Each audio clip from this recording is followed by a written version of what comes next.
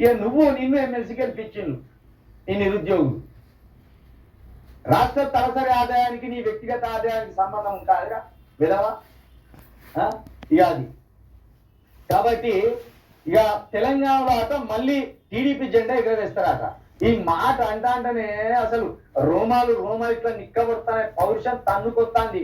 ఉన్న పలంగా పోయి చంద్రబాబు ఎక్కడన్నా కాబట్టి తన్నుదామన్నంత కోపం వస్తుంది. కానీ ప్రజాస్వామ్యం కదా. నేను మొన్న 3 రోజులు ఇక్కడ హైదరాబాద్లో లేను, నేను వేరే పని మీద పోయినా. ఇది ఉంటే చెప్పిసిరేద్దు నా కాన్వాయ్ మీదకి. కేసు అయితే కేసు అయ్యేది తర్వాత విషయంగా చెప్పిసిరేద్దు. వాళ్ళు ఇక్కడికి వచ్చింది విభజన హామీల మీద అని మనం అనుకుంటాను కాదు. ఇగో ఇట్లా నేను తెలంగాణలో మళ్ళా టీడీపీ జెండా ఎగరవేస్తా. ఏమంటానికి ఇక్కడ కార్యకర్తల ఉత్సాహాన్ని చూస్తుంటే ఆత్మీయులు అందరి కలిసినట్టున్నారు. మాకు శత్రువు వచ్చినట్టున్నది. మాకు తెలంగాణకు ఓ శత్రువుని స్వాగతించినట్టున్నది. మాకు ఇంకేమంటాడు, మీరు చూపించే అభిమానం నాకు ఎంతో ఆనందం ఉత్సాహాన్ని కలిగిస్తున్నాయి. ఎందుకంటే నీ కుట్రలకు మళ్ళా తెరదీయవచ్చని. ఇంతమంది కార్యకర్తలు ఎక్కడి నుండి వచ్చిందంటే ఆంధ్ర నుండి కూడా వచ్చిండు.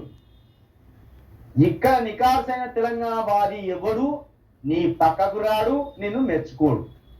దొంగ 1300 మంది బిడ్డలు మాకు తెలంగాణ కావాలని తమను తాము కాచుకొని చచ్చిపోతుంటే, నిస్సాయ స్థితిలో చనిపోతుంటే నువ్వు 2 కాళ్ళు అన్నావు కదా. నీకు ఒకవేళ 2 కొడుకులు ఉంటే ఓ కొడుకు చిన్న కొడుకు పెద్ద కొడుకు నన్ను కొట్టి చంపుతానంటే మీ 2 కలిసే ఉండాలరా అంటావా దొంగ? నీకు ఒకవేళ 2 పిల్లలు ఉంటే ఆ 2 పిల్లలలో పెద్ద పిల్లాడు చిన్న పిల్లాన్ని ఎప్పుడు హింసిస్తుంటే ఏ పర్లేదు కొడతాడు పెద్దోడే కలిసి ఉండాలరా అంటావా దొంగ?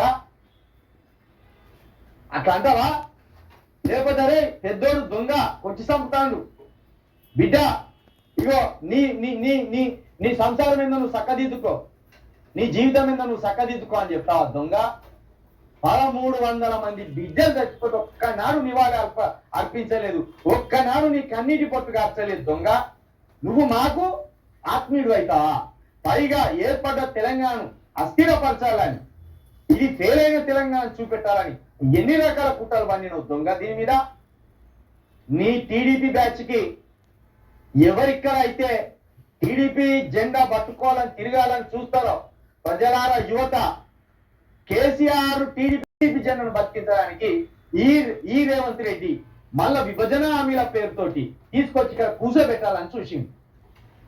టీడీపీ జెండా పట్టిన ప్రతి ఒక్కరు తెలంగాణ ద్రోహే. టీడీపీ జెండా ఎవరు పట్టుకున్నా తెలంగాణలో వాడు ఖచ్చితంగా తెలంగాణ ద్రోహే. ఖచ్చితంగా ఇది నేను గంటాపరంగా చెప్తానా, బల్ల బుద్ధి చెప్తానా. టీడీపీ అట, టీటీడీపీ అట. ఎక్కడి నీ టీటీడీపీ? నాకు మొన్నవాడు ట్విట్టర్లో పెట్టిండు, నువ్వు ఏమనుకుంటానో చిల్కా ప్రవీణ్, టీడీపీని తిడతావు అంటాను. టీడీపీని తిట్టుగా ఉరికిచ్చి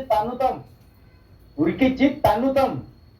మా 1300 మంది బిడ్డలు తెలంగాణ బిడ్డలు చచ్చిపోతా అంటే నవ్వుకుంటా కాలం గడిపిన మీకు మా పేట మిత్రులు అవుతారా? మీరు మాకు శత్రువులు అవుతారు మీరు. కాబట్టి ఇగో ఈ ప్రమాదం కొంచెం ఉన్నది. ఈ చంద్రబాబు నాయుడు అనేటోడు ఏం చేస్తాడంటే ఎంగిల్ వెతుకులు ఇస్తారు. ఎట్లా? ఇగో నీకు ఎంపీ సీట్ ఇస్తా పోటీ చేయి మా పార్టీ తరఫున, నీకు ఎమ్మెల్యే సీట్ ఇస్తా పోటీ చేయి అంటాడు.